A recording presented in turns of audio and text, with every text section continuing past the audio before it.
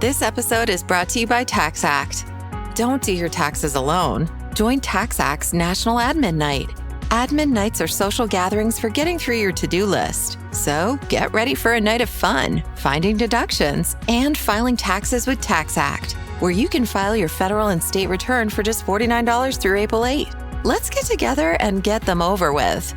Visit taxact.com/admin-night for details.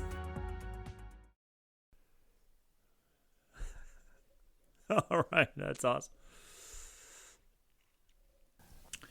On this episode of Bantha Milk Podcast, Kenobi. It's so dark, so crime-riddled, so much to talk about. It's the Bantha Milk Podcast. Yeah! Pour a glass of that blue milk, we know it's gonna last. With Rob and James behind the controls, discussing Jedi, Sith, and all the plot holes. Every week we're back, can't be denied. Got the hot takes flowing and the canon clarified. Yeah. And we're back, ladies and gentlemen, boys and girls, children of all ages. We're going to be back for the next... made it.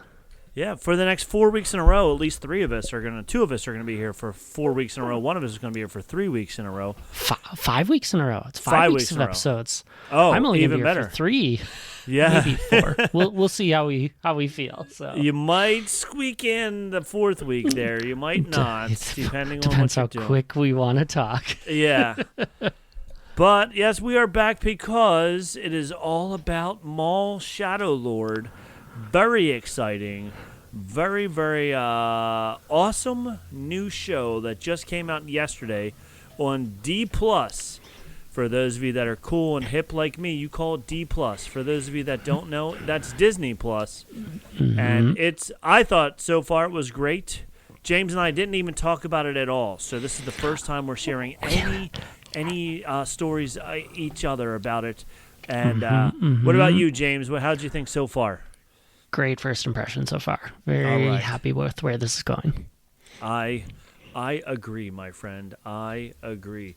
I have some Star Wars news before we get into it. Exciting. Because there is some news in and outside of the Maul universe that we need to get to, and I need to pull up. Darn it. Nope, that's not the one. Anyway, we're going to have to, after the news, you're going to have to go through and tell us all the shows that we need to listen to. I got you. Yep. You got me? Good. Okay, because I forget them all. I don't remember any of them, even the one that's, the main show that we have here on the network. I forget what that is. It's something about Mickey Mouse or something. I forget what it is. Eyes Down. Eyes Down. Yeah. I think it's Eyes Down. It's definitely Eyes Down. Oh, before we even get into the news, my goodness, I'm just so excited to talk about everything.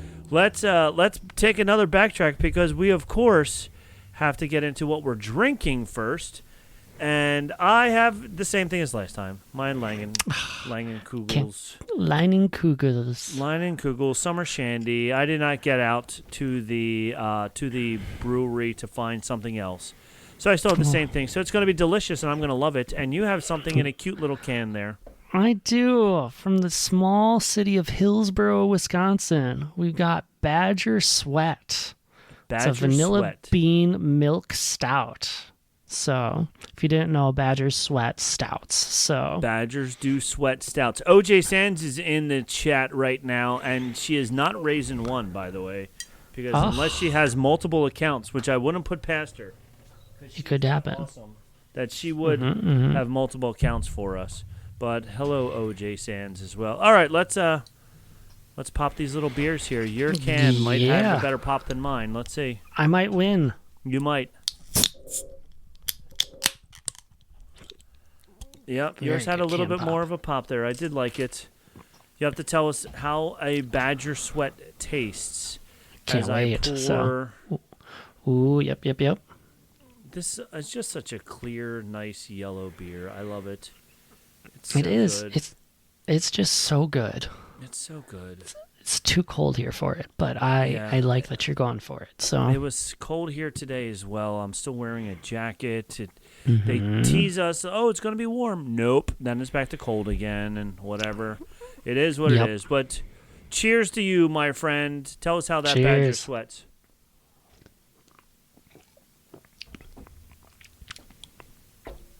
Can't go wrong with a summer shandy, even in fake springtime. Fake spring, absolutely. So, not as much vanilla as I expected. Still a good stout. So there you go. I love it. A good stout. Hit us up with some more vanilla. All right. I also have to pause you because there's a new addition in my background, and I don't know if you noticed. Oh, the Star Wars poster? Yes. Tag and I are regulars enough at our local Habitat for Humanity restore that one of the person that does like donations in the store stuff pulled it aside, was like, you guys would probably like this more than any random we sell it to. And so we got first dibs at it. Awesome. It's an original one, or is it...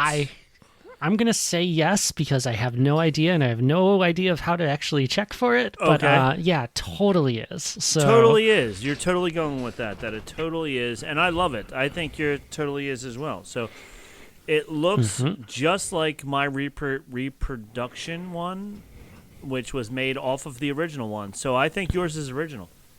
Definitely. Yep. Definitely. No other explanation. So that's what it is. All. So that's what it is. It's got to be that. All right, so let's hit up all the shows. Let's see. We got the ears up. I'm here not for you. Not the eyes down. It's ears up. I remember that one. Ears up. Yep. Then we have you can listen to the Supreme Resort. Yep. They had an episode recently talking about celebrities in like a March Madness style bracket sort of mess. Always, you can catch up on your Marvel stuff with PewniePod. They just watched the second season of Daredevil Born Again, and we're talking about new Spider-Man. Scraping the Vault out there, digging in. Buena Vista Boys, and us. And then, of course, there's the Fantasyland Draft League. Yes. Which we still got at least a month until we're going to show up on there. There's going to be another one in between. So give them a good show. Good, quick listen, easy to follow along, and who doesn't love to have opinions? I told Ryan that I think the Fantasyland Draft League is my new favorite, or my favorite new show. And I said it needs to come out more than once a month. And he said it's too much work to do it more than once a month, but he's willing to let the other hosts, and he told the other 3 hosts that they should have shows without him. So I think the other 3 hosts should get on the ball there and have some shows in between Ryan's shows might be a chance. Yeah, like 2 a month would be amazing. Because I really like it. So I definitely recommend that one.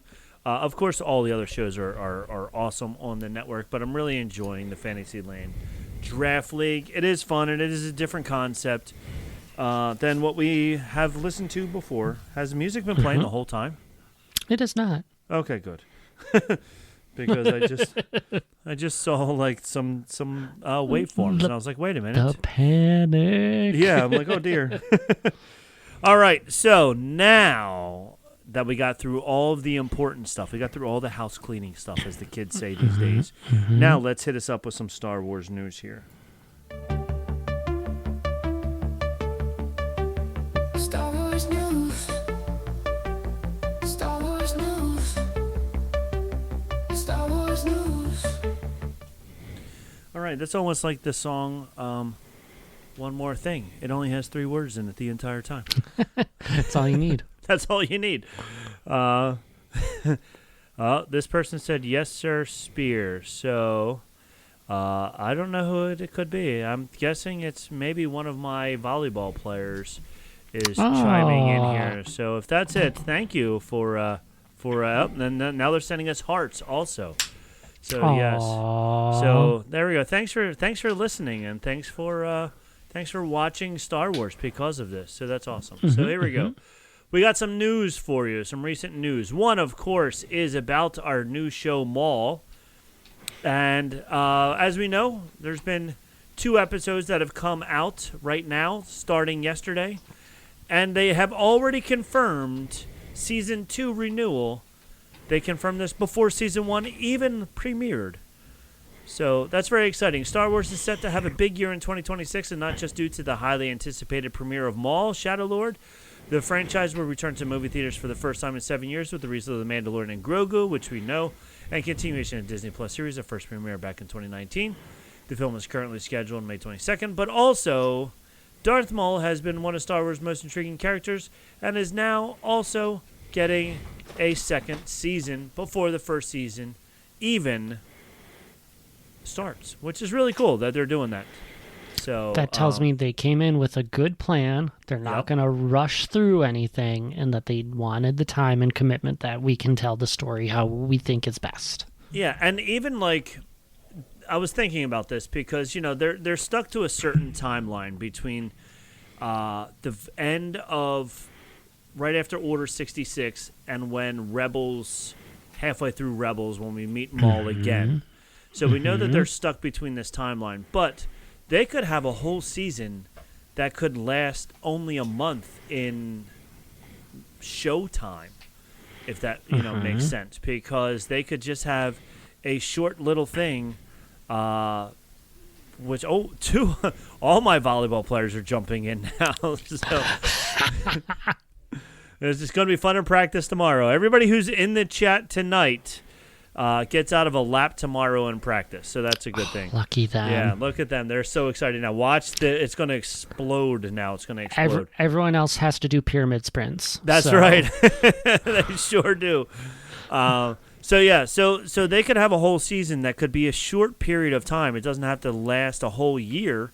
It could be a short period of time. So they could do it in many seasons and still fit it into that timeline. So that's good. Yep. Absolutely. So they're all like chatting away in here. This is very distracting. I can't handle this. This is awesome. I love it. All right. So that's the first news. Next news, and this was fun because I may or may not be going to Disneyland this summer. Probably yes. I'm not positively sure. I like it probably. Yeah, Disney Eats, Star Wars popcorn buckets, sippers, and more new novelties deploying soon across Disneyland. So they have a C-3PO helmet, a Bantha milk, and originally they had a Bantha popcorn bucket, but now they have a Bantha sipper, which is, I don't know, it still looks the same. It's still super cute. And I guess perfect the straw for your Bantha milk. Yeah. Yeah. Put your Bantha milk right in that Bantha. They have a new lightsaber. So explore Star Wars novelties coming soon. A popcorn cart. Oh, the locations. The Bantha sipper was first unveiled at D23, and you can find that at the popcorn cart near Star Traders, Galactic Grill's seasonal novelty, Alien Pizza Planet, Kat Saka's Kettle, Star Wars Galaxy's Edge beverage carts, also available during Disneyland After Dark Star Wars Night. Limit 2 per person per transaction. No discounts apply. So you can only get 2 of those. The Bantha. That was for the C-3PO helmet. Bantha sippers are also will be hitting the shelves on April 28th. The display coming up. Yep. The design displays the Bantha shaggy coat and spiraling horns, even boasting built-in sound effects. Sip on your favorite chilled beverages as you stroll through Star Wars Galaxy's Edge or Tomorrowland with this new novelty. Also, 2 per transaction. Luke Skywalker or Darth Vader swizzle sticks. Lightsaber swizzle sticks. They're rechargeable lightsaber swizzle sticks.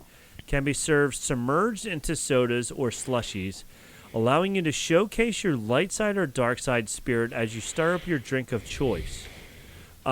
It looks a little weird. I'm not going to lie. Like, it looks like a lightsaber, but I don't know if I really want to. I guess it's not a straw. No, it's a stir. It's you use just it to a stir. Everything that's happening. Yep. Okay, because I'm like, there's no way I'm drinking out of a lightsaber handle. That's too awkward. But it's just to stir up your drinks. All right. Yep. And then the DJ R3X, DJ Rex. Mug, a ceramic mug, like the tiki mugs of DJ Rex. And honestly, when I first looked at it, I thought he was headless. I saw the body. But I had to look harder and go, oh, that's his head up there. Yeah, it's a little weird. Once you see it, you're like, okay, I can see it. But if you can't see it, it's kind of strange. And then the Jabba sail barge bucket. So this is perfect popcorn bucket. Yes, you can only get this at Olga's Cantina. Or no, the mug you can get at Olga's Cantina. Jabba sail barge bucket you can get all over the place, starting May 4th. Straight from the sands of Tatooine, this bucket is modeled after the lavish sail barge. It has light-up elements and hidden characters. It will be a standout piece in any fan's novelty collection. So it looks huge. I'm not going to lie. It looks enormous. And I think that one sounds expensive. Yeah, and also very expensive. Of course, none of these tell you how much they are. But I'm sure it's Disney's expensive to start with. And it's just a cheap piece of plastic, but I'm sure it's going to be $60 or $70. Some interesting gimmicks, right? So yeah. But then you get your first serving of popcorn free, so it's great. So there you go. So you get one serving of $70 popcorn for free. And then they also have they have a picture of the cat, the Loth cat, but it doesn't say anything about it. Oh, the grinning. Oh, here we go. Where to find more Star Wars buckets and sippers. There are even more treasures and trinkets you can track down as you journey through Star Wars, Galaxy's Edge, and beyond. Some other fun and functional novelties like buckets and tumblers that you can currently find include the Grinning Loth Cat with souvenir mug, Yub Nub, the souvenir Endor mug, Yoda stainless steel tumbler, and the Tauntaun bucket. So a couple back. Other things, yes. So all those are back. The Yoda thing just looks like a regular cup with a picture of Yoda on it. All right, and then the Tauntaun bucket is interesting.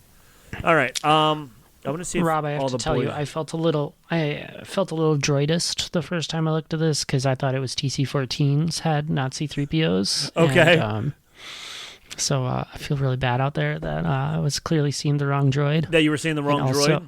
Yeah. And also, why TC-14? You show up for 2 minutes in episode 1, and then you don't exist. So. And then you don't exist anymore, so why you? Yeah. If the boys are still there in the chat, which I'm not sure if they are, but they asked me a very good question I'm going to ask you. One of the kids who's in the chat, Hassan, actually asked, he said, who are your top 3 Star Wars characters? And I had the same result. I was like, that's tough. That's a tough one. Top 3 right now? Okay. Yeah, and I said I gave him 3, and then I said, but I could also throw in, okay, he's still there, so don't worry, he's just driving. Okay. Don't text while you're driving.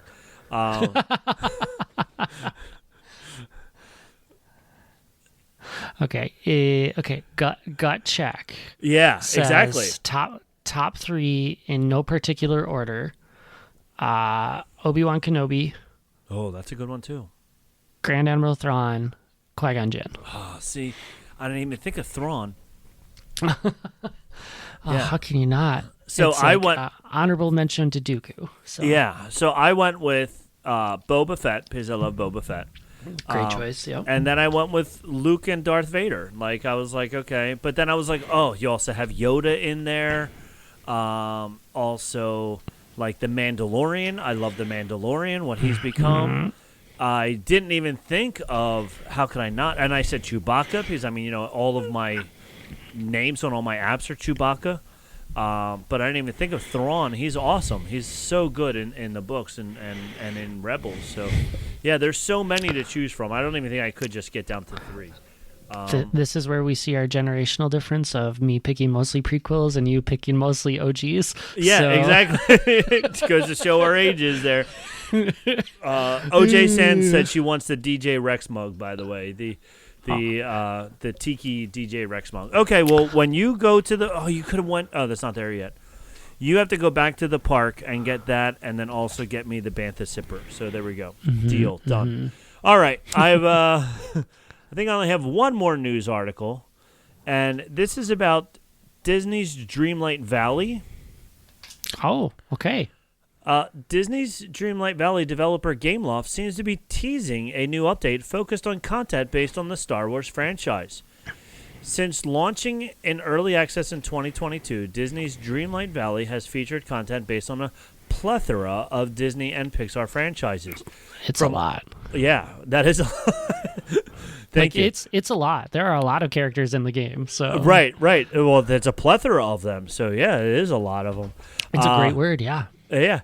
From older classics like Lady and the Tramp to more recent films like Inside Out, the cozy life sim has earned a big following, in large part due to the game's steady stream of new content.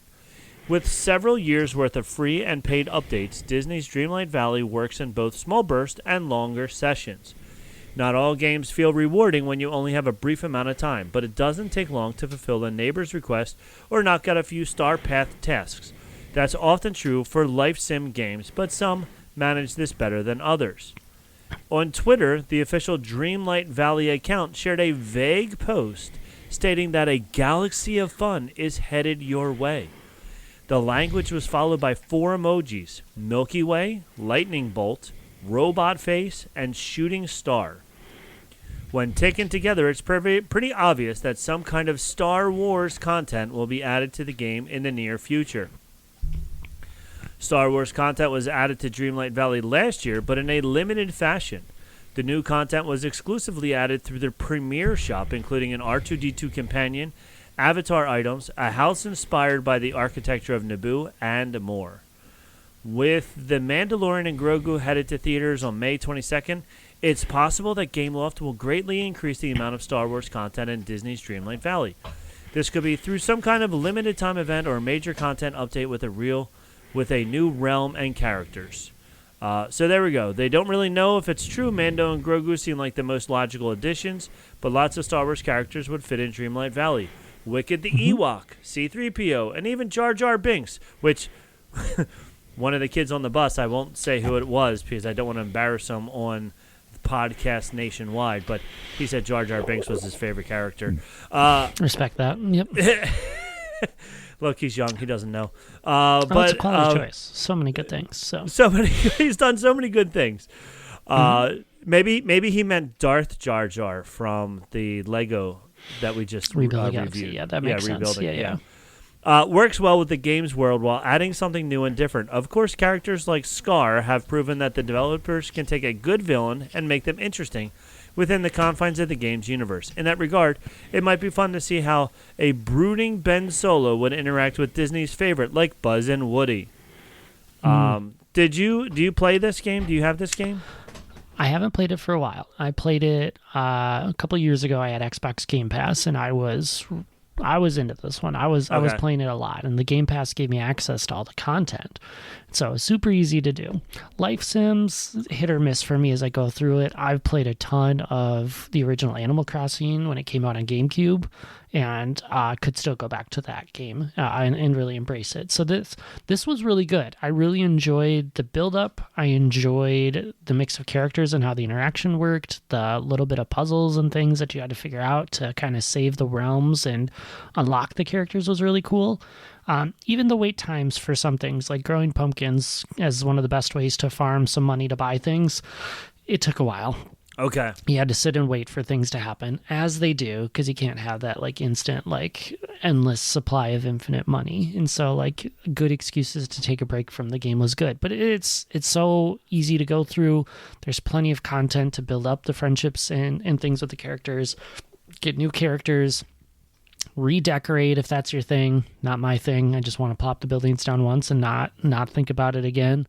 But there's just a lot of really nice things. They've done a good job with this game, especially like a free-to-play kind of access where you can kind of get it. Because, I played on Game Pass. I think it's in Apple Arcade still as well with a free access inside of there. And so there's a lot that you can get without having to pay if you're already paying for one of those subscription services. But even the base game, like plenty to enjoy inside of that one. Okay, that's awesome. Yeah, I never played it, so I think I might be interested in playing it, especially if they drop in some stuff. But if it gets a little too much where it's just like any of the Star Wars stuff you have to pay to get it, then it's like, okay, I don't want to pay extra for it. And you'll run into the hurdle too if it's like a permanent drop. If it's a new realm, typically you'd have to work through all the other realms to get yourself there. Okay. And so, when I dropped out, I want to say there were 8 different realms that we were running through, maybe a few more. But yeah, like you had Pride Lands, you had a swamp, you had a forest, you had frozen, there was another forest, and then the beach coastline. So there's a lot of places, and there's so many characters, many characters, which it just kind of makes it really feel endless as you can kind of go through it and figure that out. So super cool. Like if it's a simple game to pick up and play, great for kids or families to play together and try to figure out. So yeah, worth a try. Awesome. All right, a couple of comments. One, they said that Jar Jar Binks was his third favorite character, not his first. He doesn't want to be, shamed into that. And then Olivia said that her favorite character, and I'll see if you can figure out who she's talking about. I knew who she was talking about. She said Hot Pilot is her favorite character. Yeah, it's Poe Dameron. Poe Dameron. Okay. Yeah. So yeah. Yeah. And then I remember this conversation on Spokes. Okay, there you go.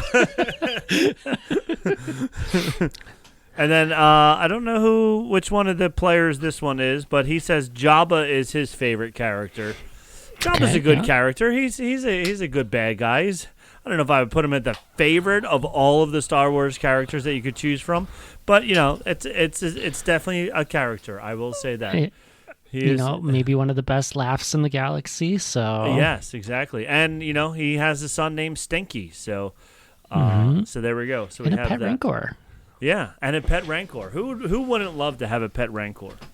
All right. I'm sure because you always do your homework. I do. So I'm sure you have a Jedi of the Week for us this week. I do. All right, so let's do this. Yeah. I'm the Jedi of the Week. I've been running it like I be Yoda for a minute. Putting on a clinic with my homie Obi-Wan Kenobi. Can you feel it? On the field like a real one. Yeah.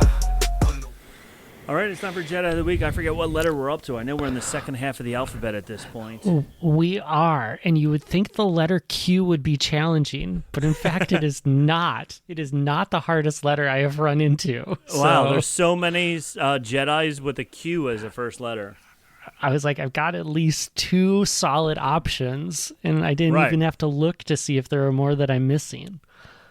So feels great. But since we are talking the beginning of Darth Maul and Maul Shadow Lord, it only made sense to talk about Master Qui-Gon Jinn. Yes.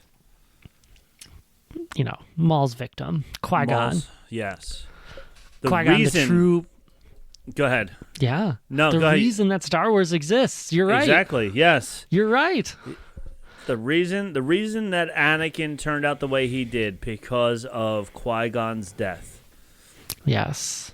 But tell us about the man before we talk about how his untimely death ruined the galaxy for 3 generations. For everyone and beyond, yes. Qui-Gon, the maverick of the Jedi Order, deep in this line of chaotic things that come from training inside of the Jedi, because it goes Yoda to Dooku to Qui-Gon to Obi-Wan to Anakin.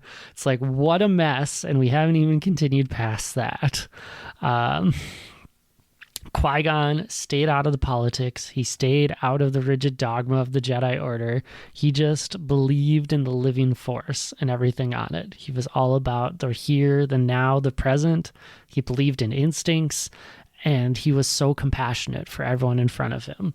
And so he just didn't get lost in what could be. Instead, it was what is, and let's figure it out. And so one of the many reasons that he kept on saying no thank you to sitting on the Jedi Council, just kept doing it. So But thanks to his connection and attunement to the living force, he was the first Jedi in a millennium to recognize the return of the Sith. When Darth Maul showed up on Tatooine and later on Naboo, Qui-Gon knew exactly what it was. Qui-Gon was down to business to take care of it. And it was a big deal, which, as we mentioned, culminated in our Duel of the Fates. The fate being decided for Anakin Skywalker, even though we kind of associate that song with Darth Maul too, which is why it shows up in the show later, but that's for a later conversation. I'm getting ahead of myself. We lose the father figure for Anakin by Qui-Gon getting killed by Darth Maul. Instead, we lose the guidance and we get a brother. And so that death blow really just set the whole world apart. Yep. That was it. That was between that and Jar Jar being easily manipulated by Palpatine into doing all of his bidding for him. Yeah, so Qui-Gon, and then also like I'm trying to think how long ago. He figured out the Force Ghost business too. We can't forget to mention that one. So he did figure that deal. out. It was like a month ago, maybe 2 months ago, when he came out and said that he felt that Qui-Gon died rather poorly for a Jedi of his caliber. He shouldn't have been chopped down so bad. But yeah. So Qui-Gon, I'm glad you went with him because he's obviously the favorite Jedi with the Q letter for a first name. Yeah. So he was awesome. But yeah, good old Qui-Gon Jinn. I did. Oh, you went too fast on the film for us. Too fast. But yes, because of your death, you ruined Star Wars. It could have just been a nice, peaceful land. It would have. It would have been happy. And then if Jar Jar didn't give power to Palpatine, we could have had other good things happening too. So yeah, but whatever. Yes, Jar Jar. Who's the real villain? Who's the real villain here? Jar Jar's a bad guy because he was manipulated in the chat there. But yes, all right. So that's the end of Jedi of the Week. We are going to hit a quick commercial break, and then we're going to come back with our rundown. Give me the rundown of the little show called Maul Shadow Lord. The new LinkedIn Hiring Pro can't clone you, but it can streamline your hiring workflow. From posting jobs to shortlisting candidates to interviewing, LinkedIn Hiring Pro is the hiring partner you need, so you can focus on connecting with the right talent. In fact, small businesses report saving over 6 hours per week. So hire right the first time with LinkedIn Hiring Pro. Post a free job today at linkedin.com/quality.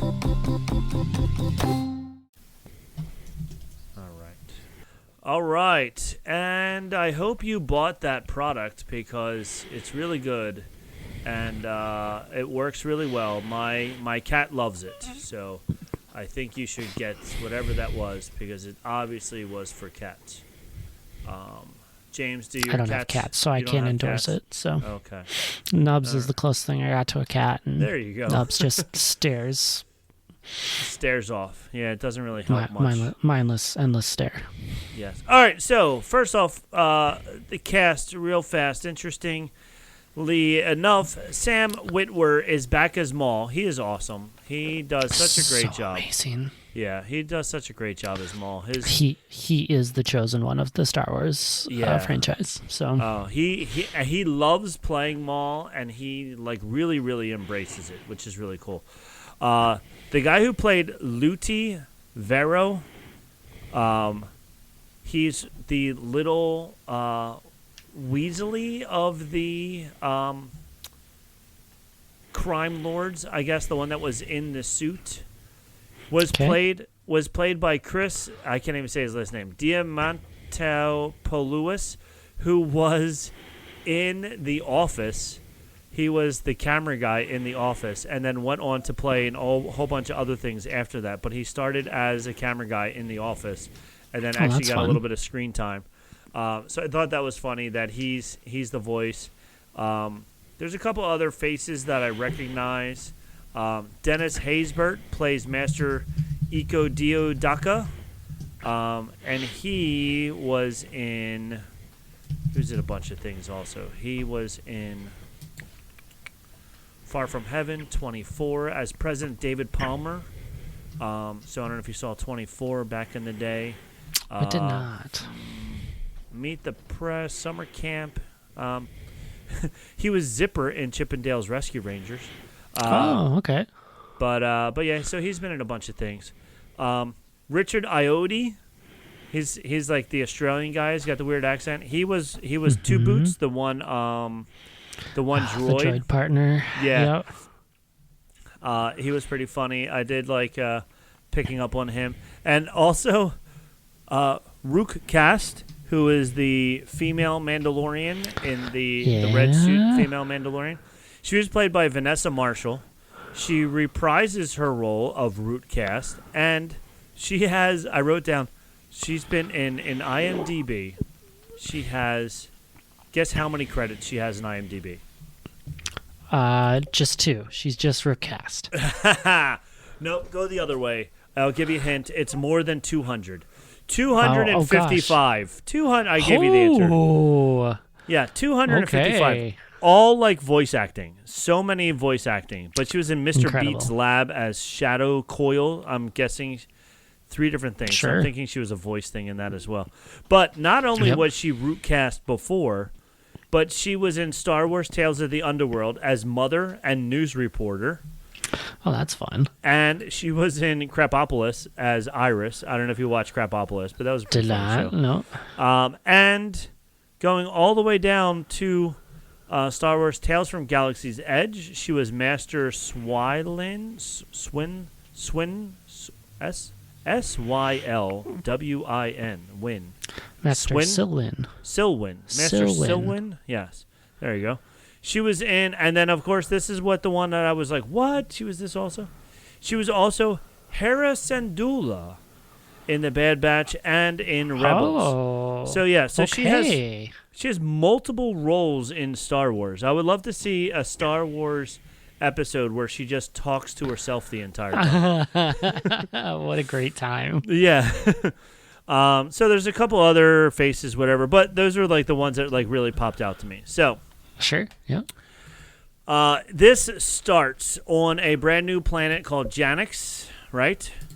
Yes, After the Janix. first galactic empire was declared. And the very first scene that we see here, the Mandalorians are attacking a house of credits, I guess. I don't know, like a bank. Not really a it's bank. Basically a bank. Yeah, a bank, but a I guess. bank for criminals. Yeah, so. a criminal bank. So they're attacking. This just checks out so much. Yeah. Because one of the great comparisons that we got from this is like people are like, this is so much like The Dark Knight in that whole Batman series, which I'm like, it's pretty funny that like the first episode is like The Dark Revenge. And so it's like, oh, that's a funny nod to it because Dark Knight movie starts with the Joker leading a bank heist in disguise. And so now we've got these crime people leading a bank heist to kind of do some of that. And comparing Janix to Gotham City is such a good comparison. Yes, that is a great comparison because and now that you say that, it's all run by crime lords. Like everything that we've seen so far in these 2 episodes, there's 5 or 6 different crime lords that we've seen already. So and even the police, how good are the police? Because the police obviously are taking bribes and taking money from the crime lords to leave them alone. So, so it's very interesting. But yes, this was the only thing that was different with this and what the Joker did is the Joker told each of his henchmen that they had to kill the other guy. When they weren't useful. When they weren't useful anymore, which was an awesome task at hand there. But so, yes, a little different now. A little different, yeah. So they're robbing the place, and then as they're robbing it, the new ship comes down, which is super cool. It reminded me a lot of the ship in, and I wrote it down, and now I can't find it. What was the show with the kids? The one that just came out. Skeleton Crew. The Skeleton Crew. The ship in Skeleton Crew, when it had all the armor on it, its jets were red and fiery and like staticky almost. And then when it blew off all the armor, then it was blue again. And these jets were the same way. They're that red staticky jets, and there was a lot of armor on it. It looked really cool. And then Maul comes out, kind of like the way Kenobi came out in one of the movies. Yes, in Mustafar. Yep. Yeah, very similar. Very similar, and he just takes over. He just destroys. His lightsabers awesome. Everything, and going backwards, the art was so cool. Like the way it looked like paintings coming to life. And at some points, it looked super realistic. So the animation was awesome. I was very impressed. For no other reason to watch this show, it is the visual production that is so good. It is definitely the best animation we've seen out of any of this. It's still reminiscent enough of it, but reading a little bit about how they did this, of like actually painting physical brushstrokes on glass and scanning them into the digital environment makes it pretty. They're using matte paintings for backgrounds to kind of help do a lot of that. And then there's just a lot of great use of like lights, in particular shadows, which I would hope it's Shadow Lord is in the title that we're really using that. But it's just so good. Yeah. If this is what it's going to be throughout, it's just going to be an iconic look. Yeah, it looks so good. Like, it doesn't look cartoony at all, and even if it does look cartoony, which it doesn't, it's still a good story on top of it. So, yes. But this animation is just amazing, and the movements, everybody's movement is so crisp and so clean, and so it's really, really cool. When they zoomed in on Maul's blade, it was, sparkly the way Kylo Ren's blade was, where it wasn't like solid, but then it's a little unstable. Unstable. Yeah, that's the word for it. And then he did the same thing again, where he let out the one side first, and then he let out the other side, and then bam, bam, he was all over the place. So good. So he's got a bunch of Mandalorians with him because they followed him even after this is after he was held the Darksaber. This time has passed, right? Am I correct in that assumption that this is after that time?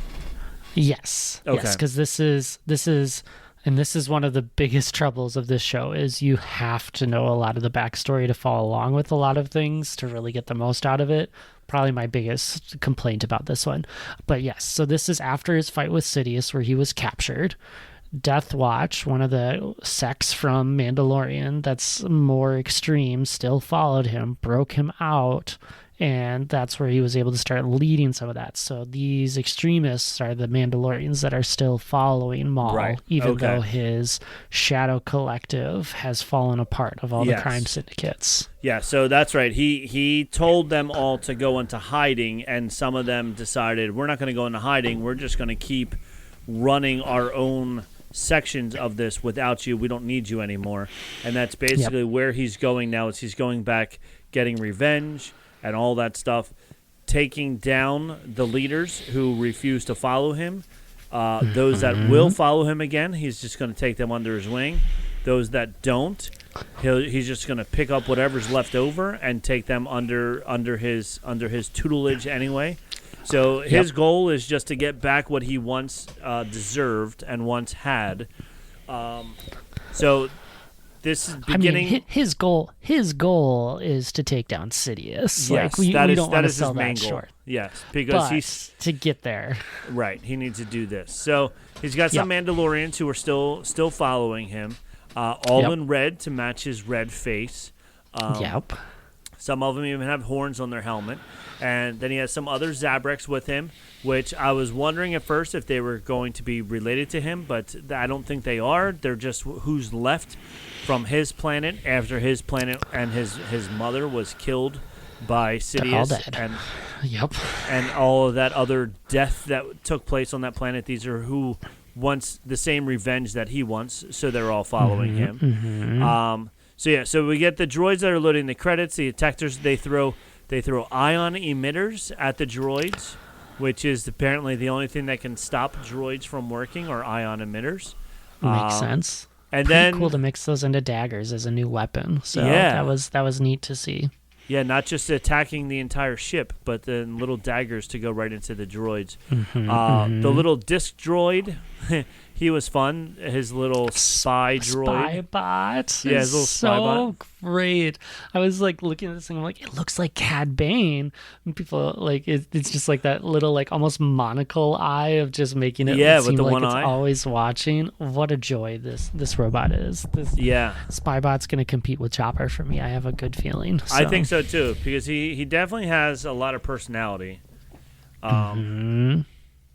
Batteries not included. So there was a 1987 movie, and Ryan Airy compared it to, called Batteries Not Included. It was a Steven Spielberg.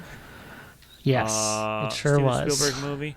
And in it, there was a little robot space UFO that comes down and is following the people around and stuff like that. I remember it from 1987, but it's been so long since I watched it, I don't remember anything.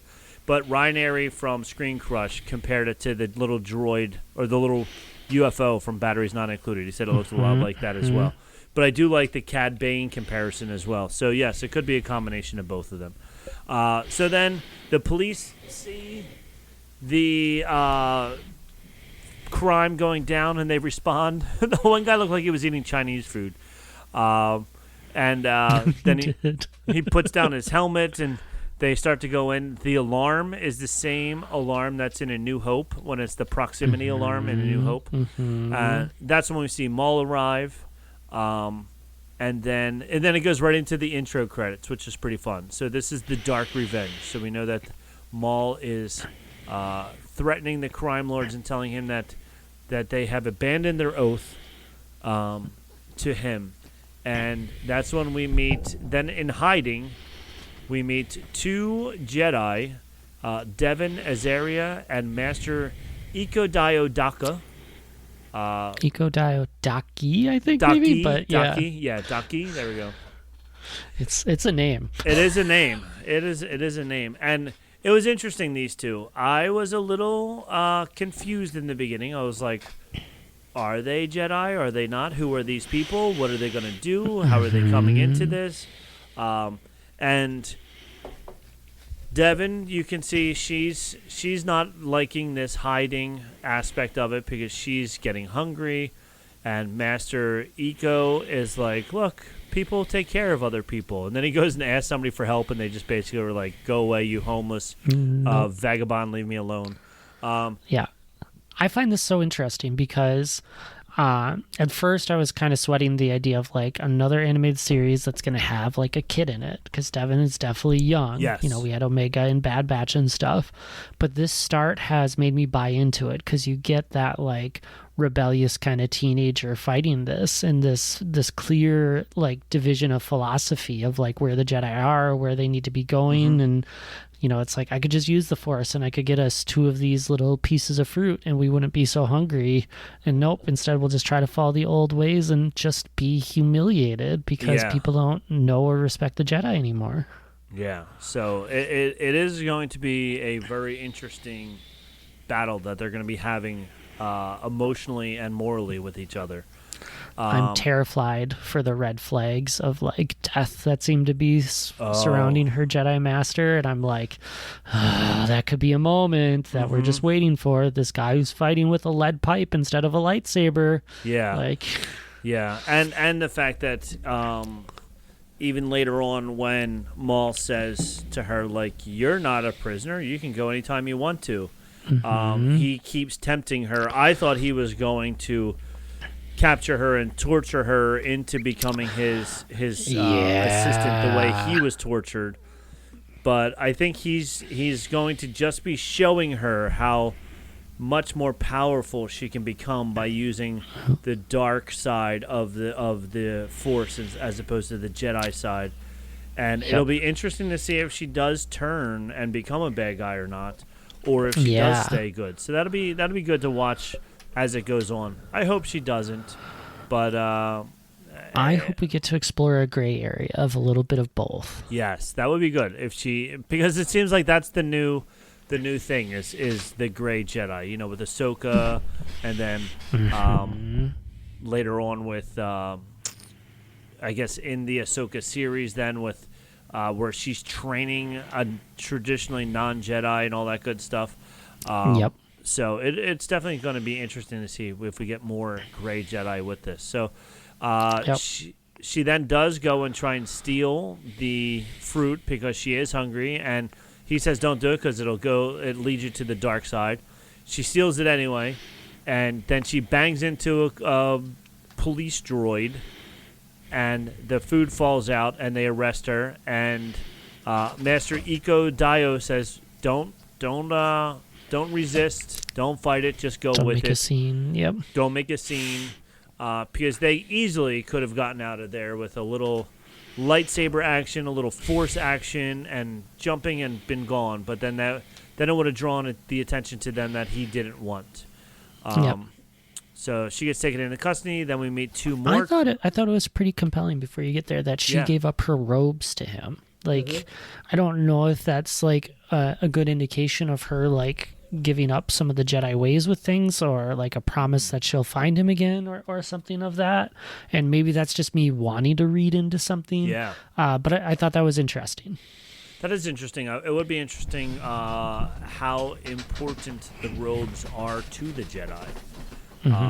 So that is interesting. It'll be interesting to see what happens as we go on with that. So that's a good catch there, my friend. Very good catch. Thank you. So then we go and we meet two more crime lords.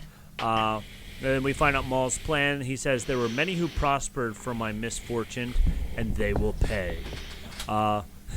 He starts a gang war to get each of them to think the others did it. Revenge. That is Maul's only character trait, apparently, is revenge. That's all he knows is revenge. So he he gets them to fight each other, and he's also looking for an apprentice that Devin might fill. I already said that.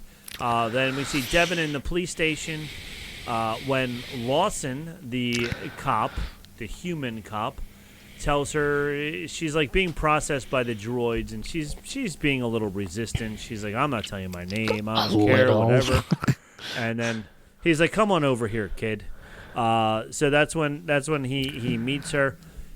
It is interesting that everybody that has come to his desk has touched that baseball that's on his desk. I believe it's a shock ball. It's called. Oh, it's from his lacrosse, the kid's lacrosse game that he plays. The kid plays shock ball. Shock ball, yes. So everybody touches that shock ball. They have the picture. He has the picture there that they had the same picture in the house that we see later on of him, his wife, and the kid. And once again, this is the same good old policeman's trope that he works too hard at his job. He has no time for his family and his kid, and everything else. Nothing else matters. Just work.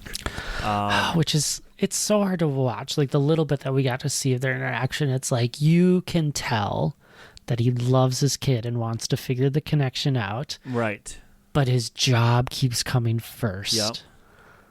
And that's, it's a tried trope, of course, but at least there's something kind of interesting about it, and gives him a little bit of like footing in the story. Yeah, 100%. So we'll see where that goes with it, and also like how, and we see as we go on, we'll see more of this, but like he doesn't want to bring the Empire in yet to what's happening. Because he knows that once he brings the Empire in, all heck is going to break loose, and the Empire is just going to take over everything. And he's trying to avoid that as much as he can. I wonder how much he's trying to avoid it for himself versus for the integrity of the police force. Because if they come in, then they're going to start asking questions like who's on the payroll of all these guys, type of thing, and whatever. So we're going to see how dirty he is or how clean he is.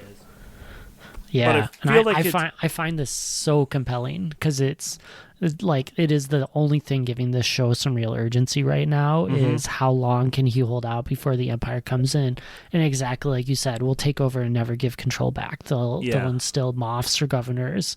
They'll run everything. It'll be troopers instead of local police, which I think are fantastic because I played Star Wars Galaxy of Heroes for a long time. There was always a joke character of Coruscant Underworld Police because he just wasn't that good, but you got him pretty early. And it is like that exact same look that they have for the police. So I'm like, there is a style, or there is like a corporate security company that just makes these and pumps them out for everyone.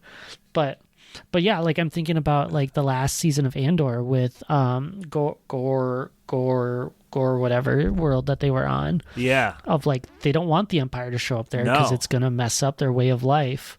And so I get that. I get exactly what he's going for, because my gut says it's like, are you a good like planet that's going with the Empire? But it's only been a year since Order 66, so you don't know. Yeah, and they seem to be a smaller planet, so the Empire doesn't really care too much about them yet.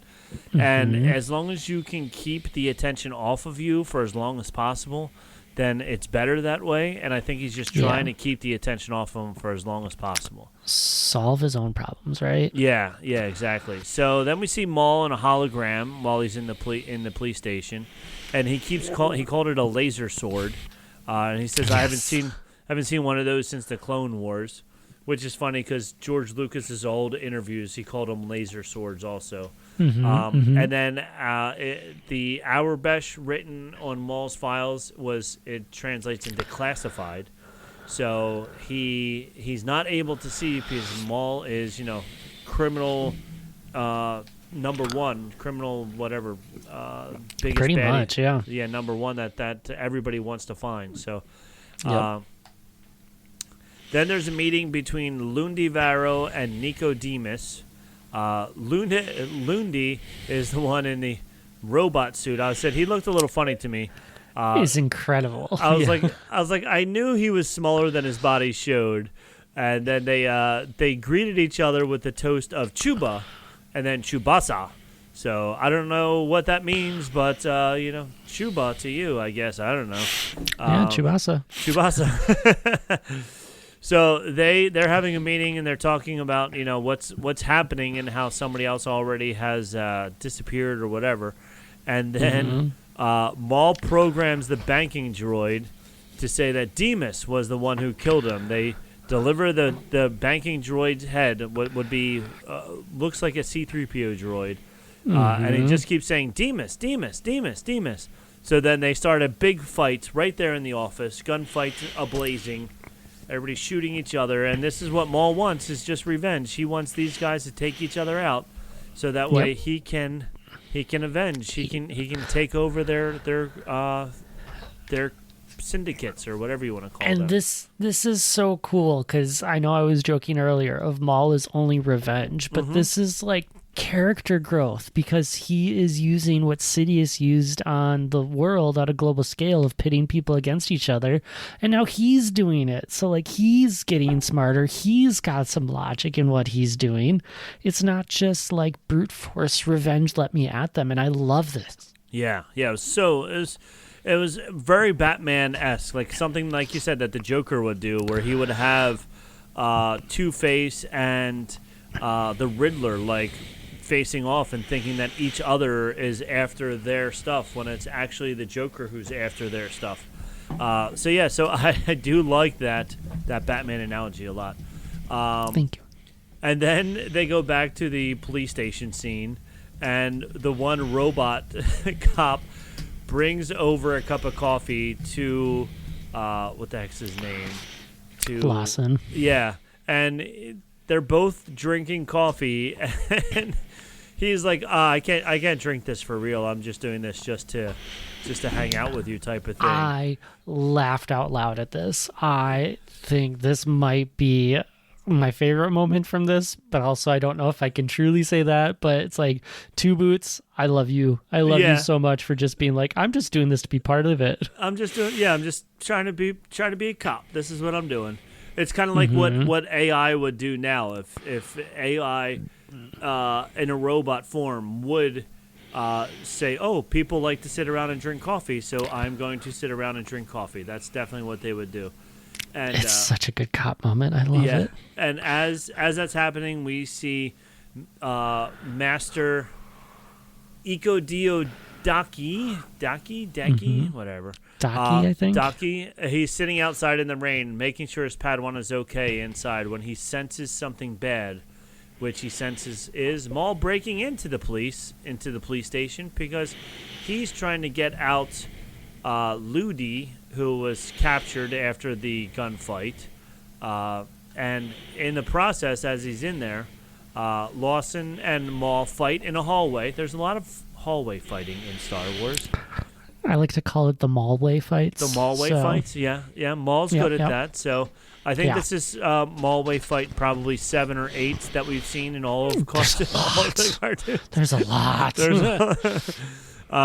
So they're fighting in the hallway, and Maul could easily have killed Lawson, but he didn't. And Maul breaks into the cells, and he's got the lightsaber or laser sword up against Ludi's face when he says, "I can get you to Krim," which is the Pike Syndicate leader, which is what Maul's next step is. Okay, I got magic you two guys. words. The magic words. And then as you do it, Maul's shadow goes over Devin, who's in the other jail cell at the end of the scene. And this is the first time you hear his name the entire show is when she says it. She says, Maul. And I was so glad that they're using shadows more and more, like having the shadow over her face. It's like if he's called the Shadow, if he built out the Shadow Collective, if we're calling the show Shadow Lord, I want Light and Shadow to be such a prominent thing throughout all of this. And that's like the slap in the face of like, if you haven't figured it out, here it is. Here he's stepping in and trying to take over. So yeah, and it's so far awesome. So that's how episode 1 ends. Episode 2 is called Sinister Schemes. So obviously he has more than one sinister scheme, which we see what they are. So the prison escape. He escapes.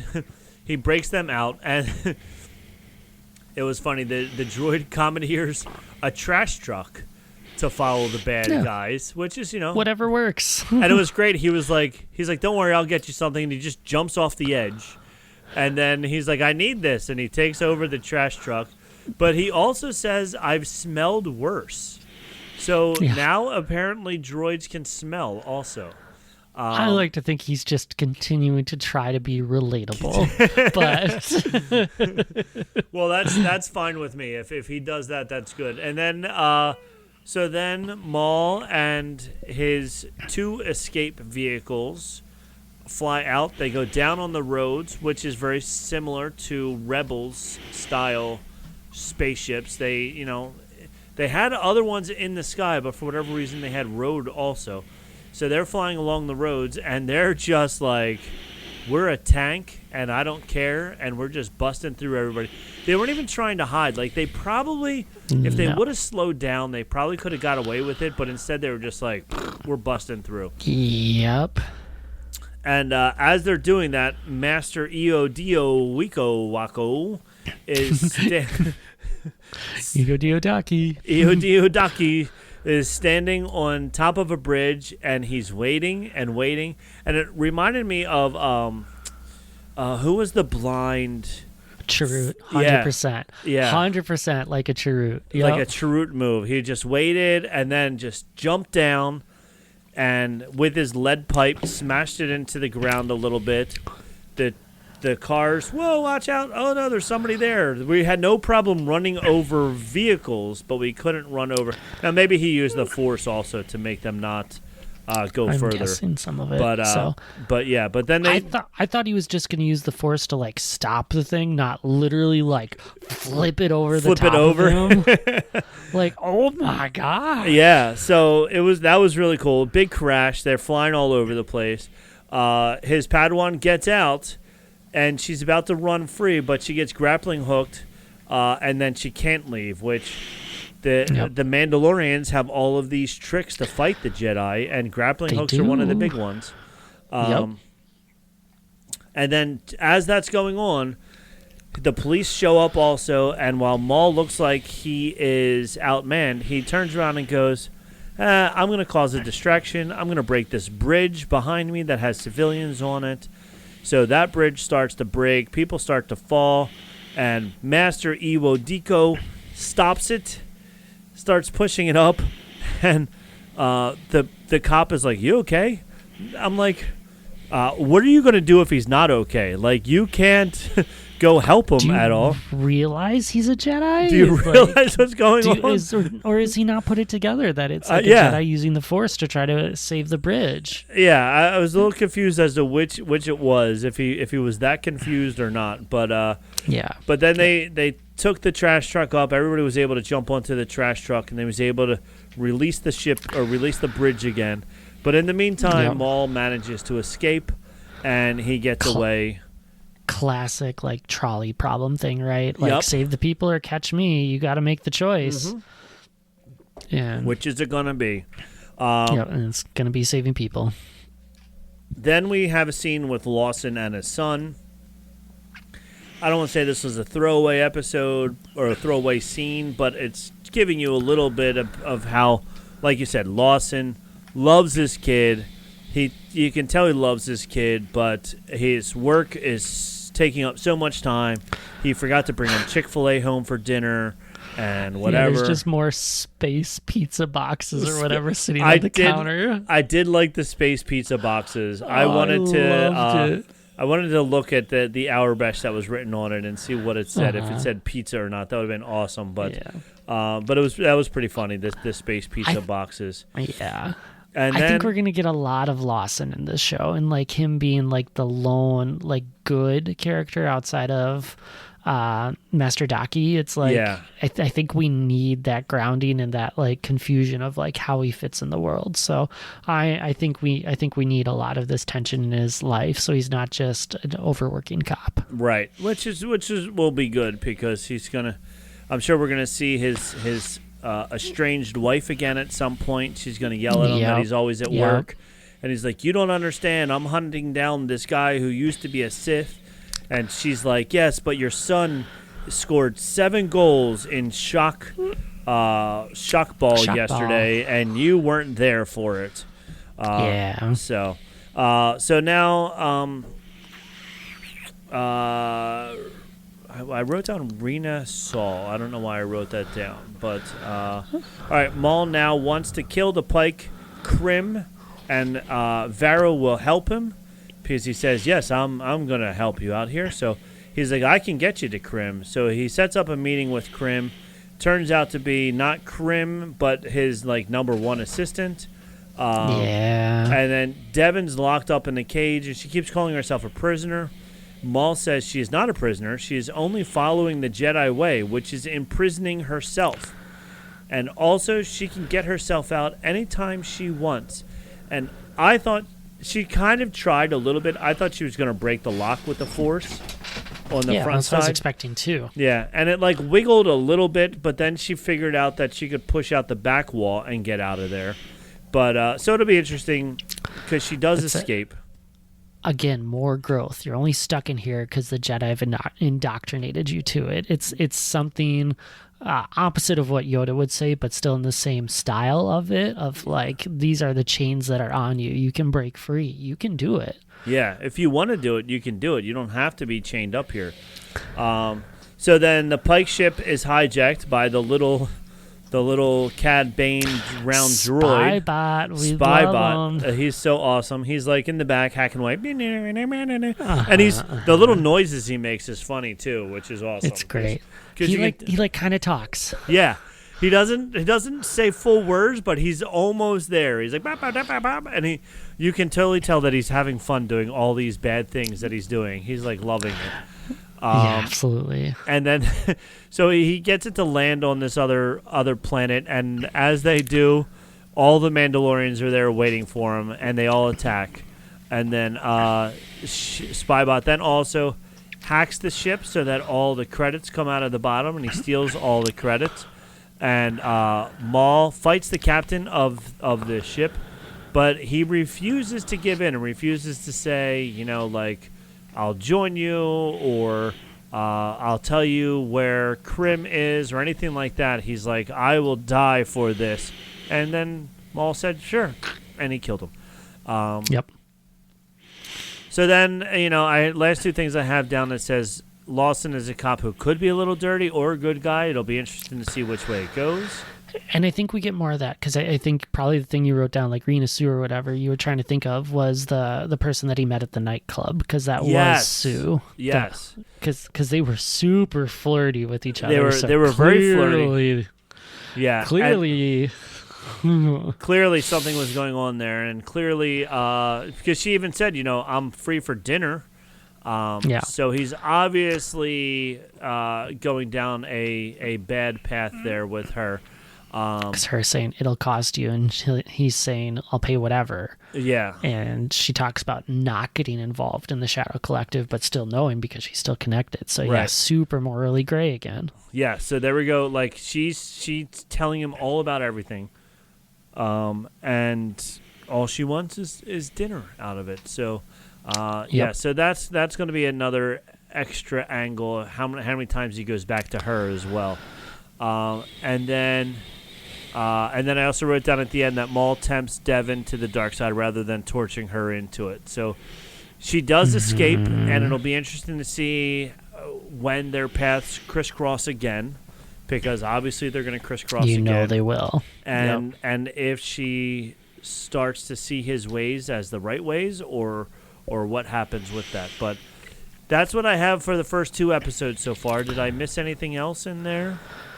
I think you got the plot and the major beats. I just have 2 other big picture thoughts, I think. And that's, I'm glad this is working so well. This darker, like, noir style is pretty cool. It feels great. It feels like it fits right with the universe and just keeps on proving Star Wars can be anything you want it to be, especially when you have good animation, good music, and a story that needs to be told. The music, by the way, is amazing. And it's a lot of throwback, not full on throwback, but a lot of similar music to previous times that we've seen Maul, and previous times that we've seen different scenes with Maul and things like that. So that is really cool that they are touching back into it, changing it a little bit, but keeping it going. So that is really cool.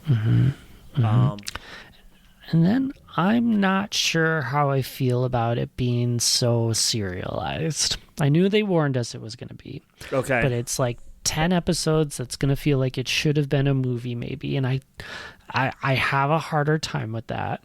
I felt like the ending of episode 2 was so abrupt that like I'm just like I don't feel great about it. I'm ready to just keep on enjoying it as we go through it. And clearly it's working. Rotten Tomatoes has it as 100% on the tomato meter right now. Yes, so the critics review at this point is 100% critics review, and like I think maybe 98% or maybe 100% as fan review as well.